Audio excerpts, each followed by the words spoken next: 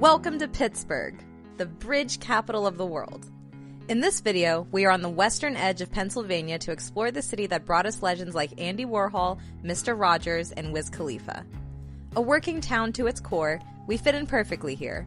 From exploring abandoned iron furnaces to fries on sandwiches, this might be our new favorite city. I'm Julia, that's my husband Paul, and this is our day in Pittsburgh.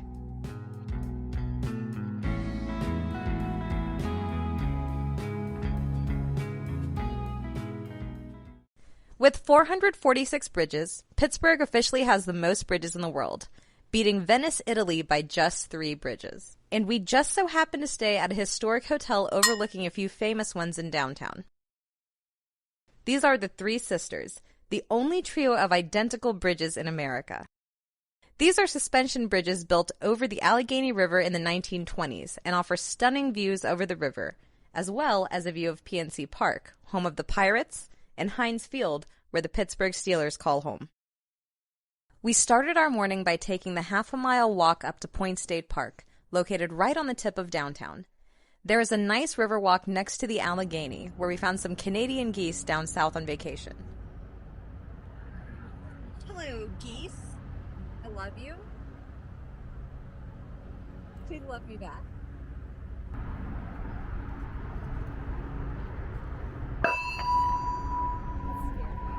Under the Fort Duquesne Bridge, we found several murals of famous African Americans from the area, and if you know who any of the people are, leave the names down in the comments. I'll start it off. Yeah, you know what it is. This is Wiz Khalifa. The most identifiable person is the freebie. I've got the answer code at the end of the bridge, so I'll let you know how many you get right.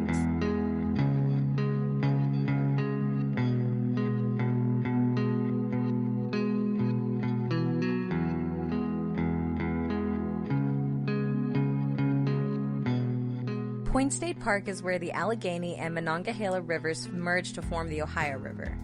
The Ohio River starts right here in the Burgh and flows close to 1,000 miles into Illinois before dumping out into the mighty Mississippi.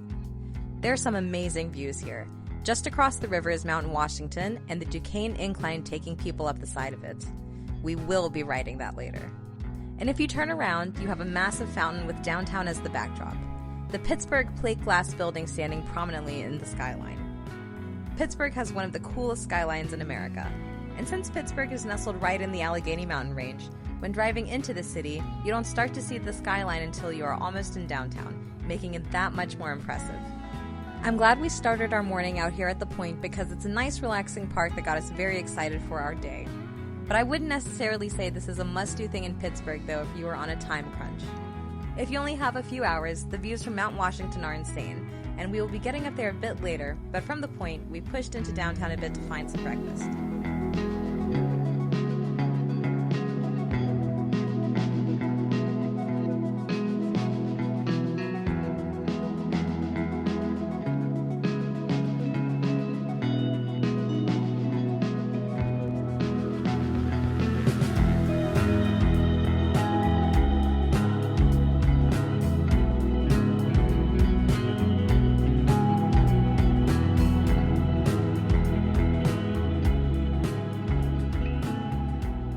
We grabbed bagels from Einstein Bros and got our first views of PPG Place.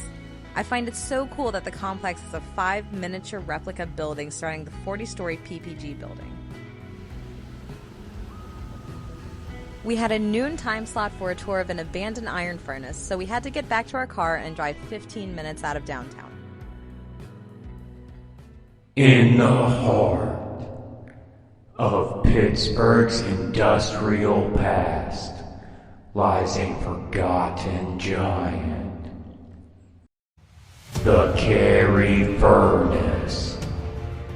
Once a powerhouse of steel production, this towering relic now stands as a haunting reminder of an era that forged America.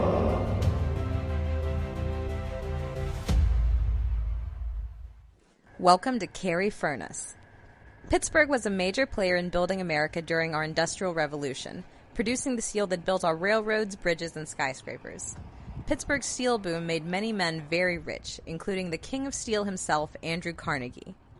Carnegie has had a classic rags to riches story, from being born into poverty in Scotland to immigrating to America and ultimately becoming one of the richest men in the world.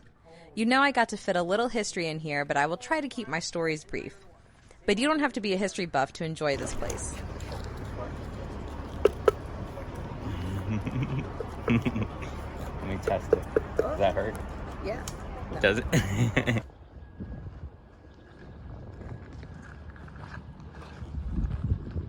Whoa, look at that one. Our tour guide told us that Carrie Furnace used to be the only place in the area where it was legal to graffiti. After the furnace was abandoned in the 1970s, the property became a mecca for graffiti artists from all over, coming to leave their mark on this icon.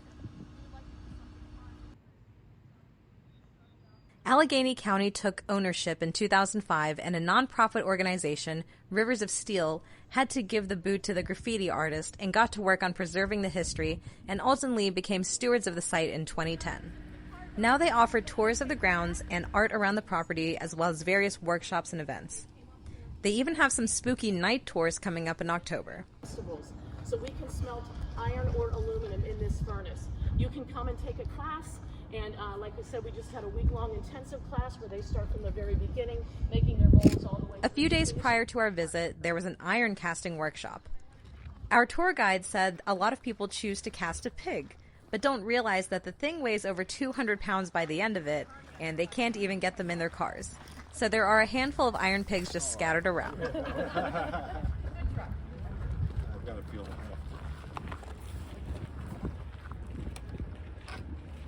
Okay. I could get it with two. Yeah. But Rivers of Steel never forgot about the artist and still have several different artist events and showcase of the many murals and sculptures throughout the 2-hour tour. I really enjoyed this sculpture known as Stan.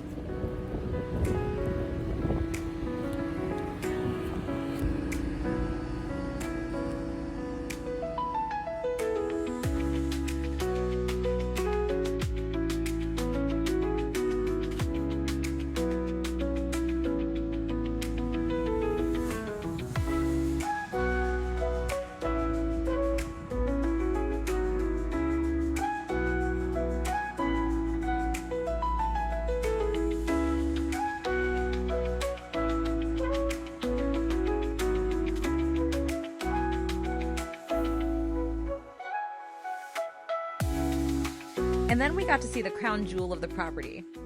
This is now commonly referred to as the Carrie Deer, and back in 1997 and 1998, a group known as the Industrial Arts Co-op snuck into Carrie Furnace and slowly constructed this 45-foot deer from items laying around the property. Throughout the tour, we learned about the life and death of Andrew Carnegie and his associate Henry Frick, and about the history of Pittsburgh, including how the Pittsburgh steps were constructed throughout the city to bring workers down from the hills to the steel mills. We learned the process of making steel, although I still can't tell you how that works, and we learned about the art across the property. We learned about the brutal life of the blue-collar worker in the late 19th century. If you got hurt at work, you would be fired. Make a mistake and stop production? Fired. Worked slower than the worker next to you? Fired. Talked about a union? Definitely fired. These men worked miserable 12-hour shifts standing next to a 3,000-degree furnace covered in sweat, grime, and dirt. Hundreds of strong and capable men showed up every day at the gates of the furnace trying to get a job. The workers of the furnaces had zero job security. This all was brought to a head at the infamous Homestead Strike of 1892. Henry Frick, who had made his fortune in the coke business, the rock, not the drug, became the chairman of the Carnegie Brothers in 1889, determined to manage his own business, H.C. Frick Coke Company, and Carnegie's company successfully.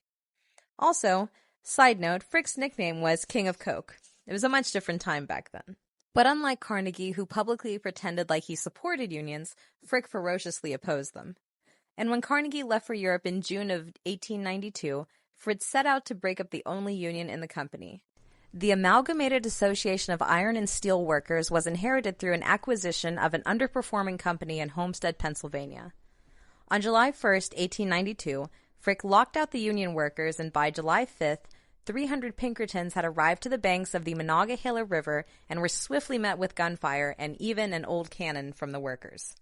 12 people lost their lives, and the Pennsylvania National Guard had to come in to restore order. When Carnegie returned from Europe, he blamed the whole thing on Frick, ultimately fracturing the relationship between the two men.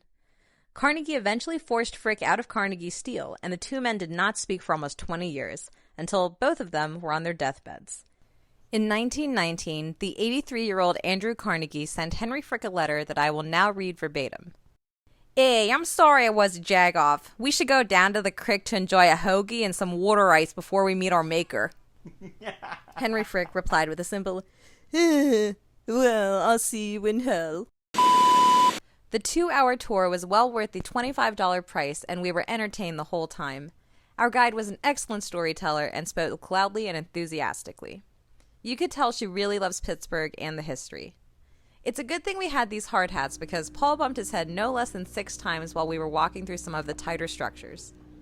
Our favorite part of the tour was around the back of the furnace, where we learned about the rail car dumper. Big red hooks you can see would come down and lock into the rail car, securing it to this wall. And then you can see a little yellow cage up there. A man sitting up there would press a button. A General Electric 80-ton diesel locomotive would pull 3 cars into this dumper, and then it would rotate on a pendulum and dumps the raw materials needed for the iron into the larger containers. It would be very cool to see one of these in working condition. I'm sure some rail fans could point me in the right direction.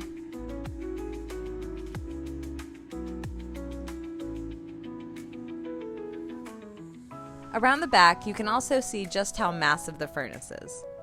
Each year, the Rivers of Steel are working on opening up more and more of the ground so that we will have to return in a few years and see what else they've added.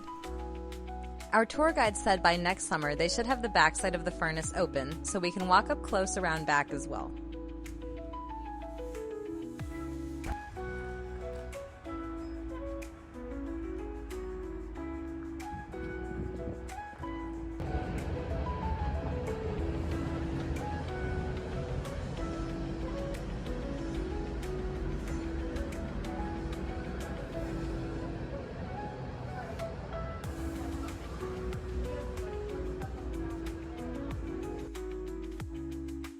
Next up, we head back towards Point State Park to walk across the Fort Pitt Bridge heading to Duquesne Incline.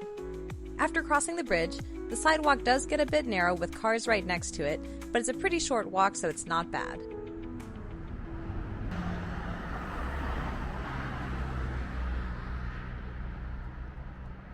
The Duquesne Incline is a funicular that opened up way back in 1877 and rises 400 feet to the top of Mount Washington.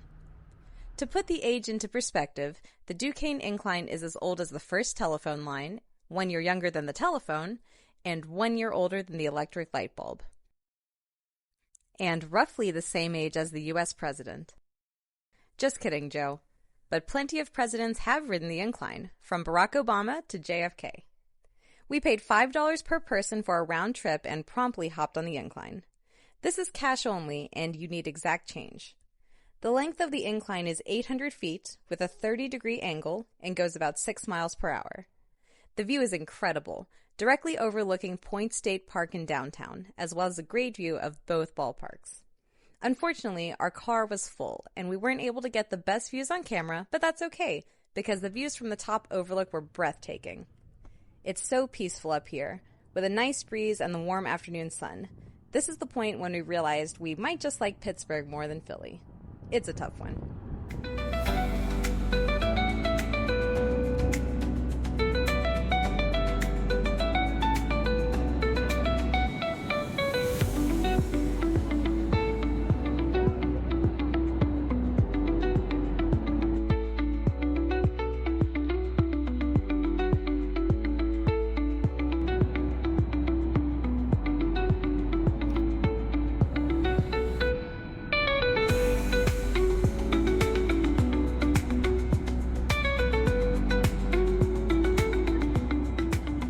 But we headed back inside to go down into the underbelly of the incline to see just how it works. The incline has 2 cars attached to opposite ends of one cable. Both cars move simultaneously, counterbalancing each other. The cable runs through the large pulleys at the top with an electric motor powering the pulley system.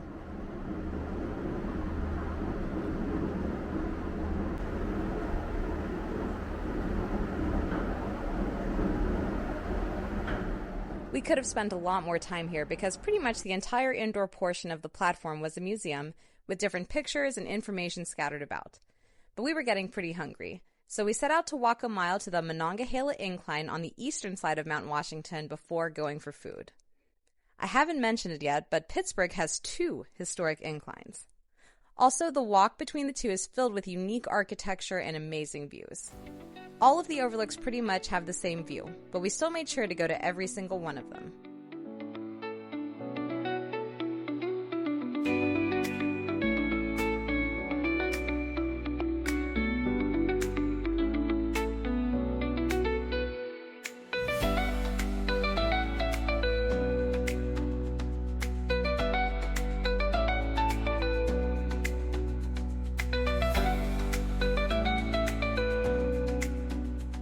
There was also a touristy side street with some restaurants, but we held out for a classic Pittsburgh local restaurant in downtown. We first had to get down the Monongahela incline.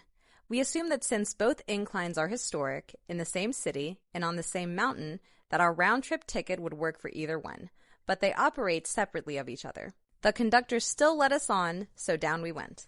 This rail car is set up in a 3-tier configuration, and although it's more private, it was also harder to get a view. This is a bit older than the Duquesne incline, being built in 1870. It is also older than the invention of the refrigerator and germ theory.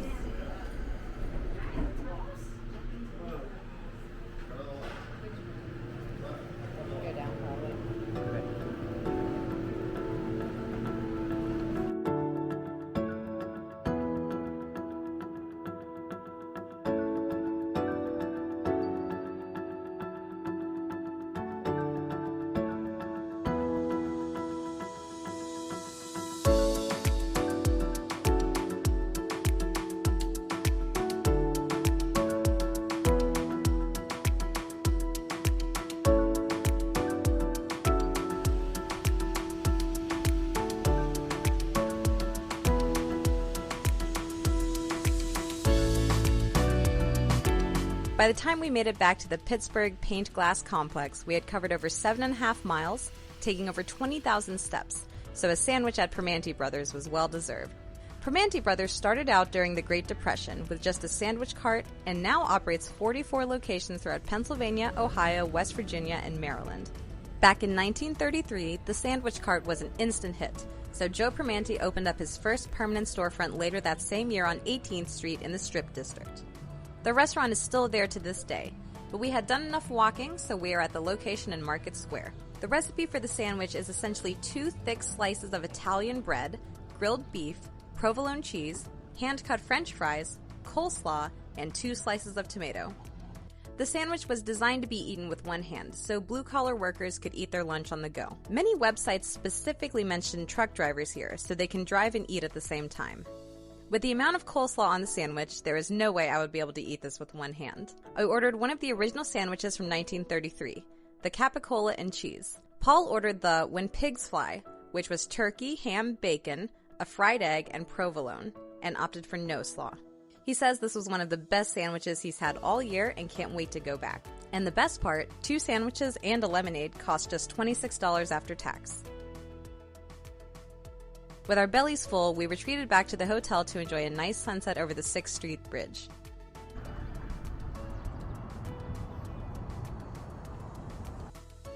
Here's a map of our downtown walk.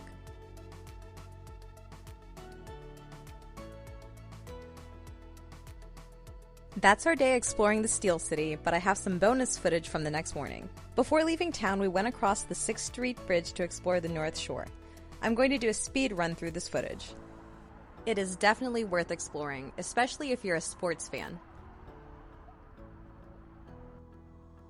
First up, PNC Park, home of the Pittsburgh Pirates. The Pirates are one of the oldest baseball franchises dating back to 1881, but still not quite as old as the Boston Bean Eaters. I found some more Canadian geese before they were ran off by the geese police. I bet he's like shooing them back over. Guess who's back? It's the geese. They aren't scared of no police, but they are scared of my pets. Next up is the Pittsburgh Water Steps, located at the North Shore Riverfront Park, but it was overrun with little kids, so we didn't film it.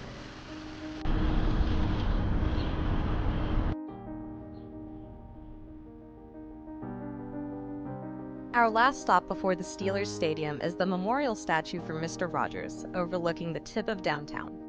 Fred Rogers, who is originally from nearby Latrobe, Pennsylvania, is best known for his long-running children's TV show, Mr. Rogers' Neighborhood. The show was filmed right here in Pittsburgh, and since its first recording back in 1968, all the way to its last episode in 2001, the show has been an essential part of many childhoods. I'm just a little too young to have watched it, but Paul has very fond memories of watching and singing along. Mr. Rogers left this world on February 27, 2003, and the sculpture was completed in 2009, forever cementing his legacy on the North Shore of Pittsburgh.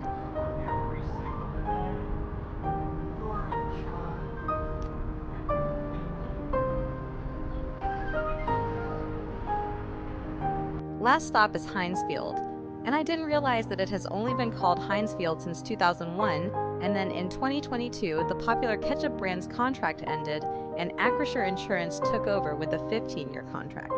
There are a few sculptures dotted around the grounds, but there really wasn't too much to see here, and it seems like much of the North Shore is just a nice, quiet walk. Nothing too exciting if a game isn't going on, but still very nice. There were a few restaurants, and there is Carnegie Science Center just down the street, but we didn't quite make it that far. It's taking a long time to edit these full narration videos, so for our next video, we're going to try some vlogging. It could be a train wreck, or it could go over pretty well, but you should subscribe to find out. Thanks so much for watching. Leave a comment below if you know an underrated city near you that we should check out.